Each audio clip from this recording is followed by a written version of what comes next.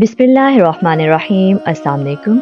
हमारे YouTube channel आलमार story पर खुश आमदीद। आपसे गुजारिश है हमारे चैनल को सब्सक्राइब करें, लाइक करें, बेल आइकन प्रेस करना मत भूलिए ताकि हमारी तमाम नई आने वाली वीडियोस बआसानी आप तक पहुंच सके। सामईन, कुरान में अस्हाबुर रस के बारे में दो मकामात पर गुफ्तगू हुई है।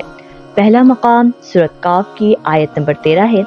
यहाँ पर इस बारे में गुफ्तगू हुई है कि उन लोगों ने अपने पैगंबर की तकज़ीब की। और दूसरे मुकाम सूरत फुरकान की आयत नंबर 38 है।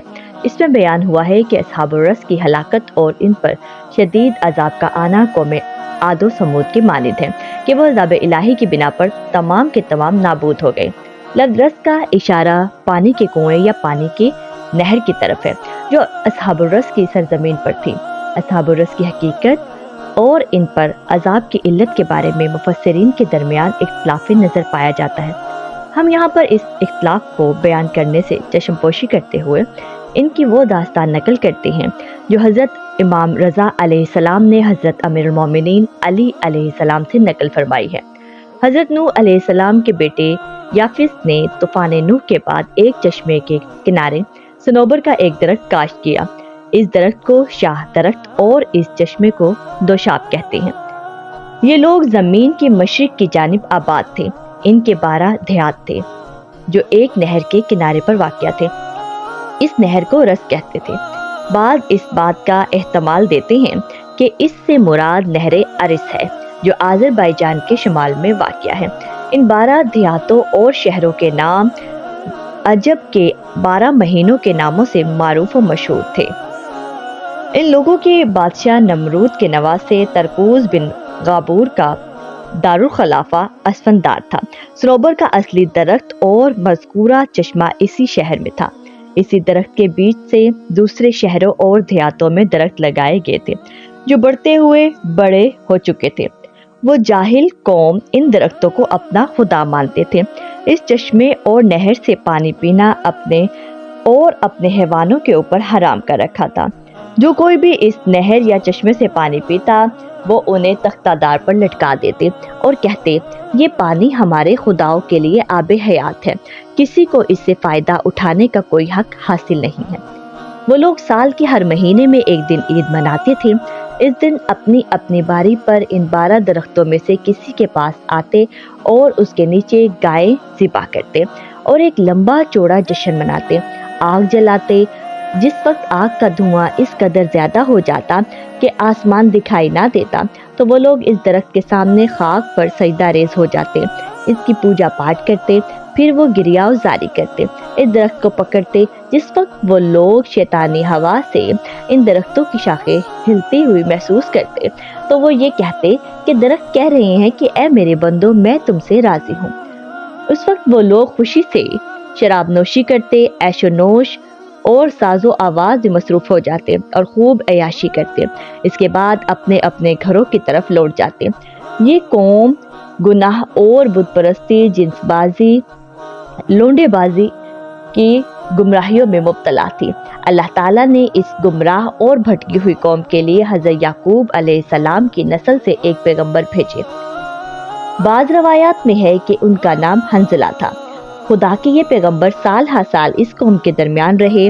उन्होंने इन लोगों को खुदाए वहदहु ला शरीक की तरफ आने और बुत परस्ती से दूर होने के लिए दावत दी। आखिरकार जब उन्होंने देखा कि ये हट धर्म कौम है, उन्होंने खुदा की बारगाह में अर्ज की, परवरदिगार, ये जिद्दी और हट धर्म कौम बुत परस्ती और दरख्त परस्ती से बाज नहीं आ रही, दिन ब दिन कुफ्र और गुमराही में डूबती ही जा रही है। ये लोग इन दरख्तों की पूजा पाठ करते हैं जो इन्हें ना तो कोई फायदा देते हैं और ना ही कोई नुकसान। इन तमाम दरख्तों को खुश्क कर दें और इन्हें अपनी कुदरत और ताकत दिखा ताकि ये लोग दरख्त परस्ती से दूर हो जाएं। अल्लाह ताला ने अपने पैगंबर की दुआ कबूल की और दरख्तों को खुश्क कर दिया। वो लोग जब अगले दिन सुबह के वक्त अपने घर से निकले तो देखा कि इन 12 के 12 शहरों में जितने भी दरख्त थे वो सूख चुके हैं। ये वाकया उन लोगों के दरमियान यूं फैला जैसे गुब्बारा फटने की आवाज़ फैलती है। हर किसी ने तरह तरह की बातें की। आखिरकार वो लोग 2 गिरोहों में बट गए। एक गिरोह का ये कहना था कि जिस शख्स ने पैगंबरी का दावा किया है उसका जादू इन दरख्तों पर चला है, यानी दरख्त खुश्क हो गए हैं। और दूसरे ये कहते थे कि ये दरख्त हमारे गुस्से की वजह से खुश्क हो गए हैं कि उसने पैगंबरी का दावा किया है और इस दावे की वजह से वो दरख्त खुश्क हो गए हैं। इन लोगों ने एक कुआं खोदा जिसका निचला हिस्सा बहुत तंग कर दिया। इस पैगंबर को गिरफ्तार किया और उस कुएं में डाल दिया। इस कुएं पर एक बहुत बड़ा पत्थर रखकर इसे ऊपर से बंद कर दिया। वो पैगंबर मुसलसल इस कुएं में राजो नियाज करते रहे। वो लोग इस कुएं के पास आते और खुदा के साथ इनकी राजो नियाज की आवाज़ें सुनते और कहते, हमें उम्मीद है कि हमारा खुदा यानी सरोवर के दरख्त हमसे राजी होकर सब्ज हो जाएंगे और अपनी खुशनुदी और शादाबी की निशानदही करेंगे। इस पैगंबर ने अपने मनाजात में कहा, खुदाया तो मेरी ये तंगो तारीक जगह देख रहा है, मेरे गम की शिद्दत का मुशाहिदा फरमा रहा है।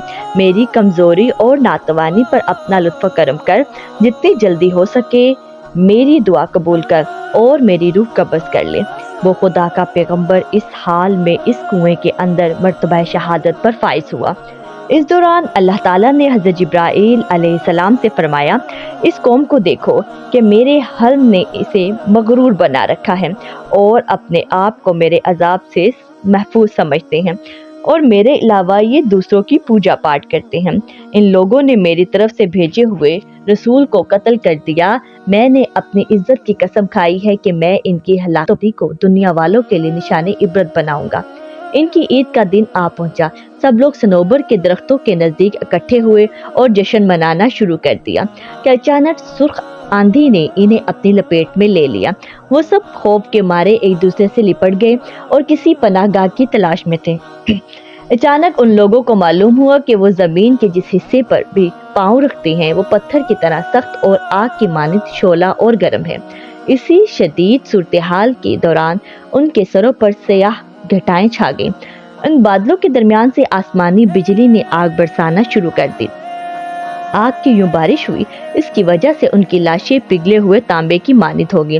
बस ये लोग इसी तरह हलाक हुए और इनकी हलाकत निशाने इबरत करार पाई। हम खुदा के गज़ब और अजाब से इसकी पनाह मांगते हैं।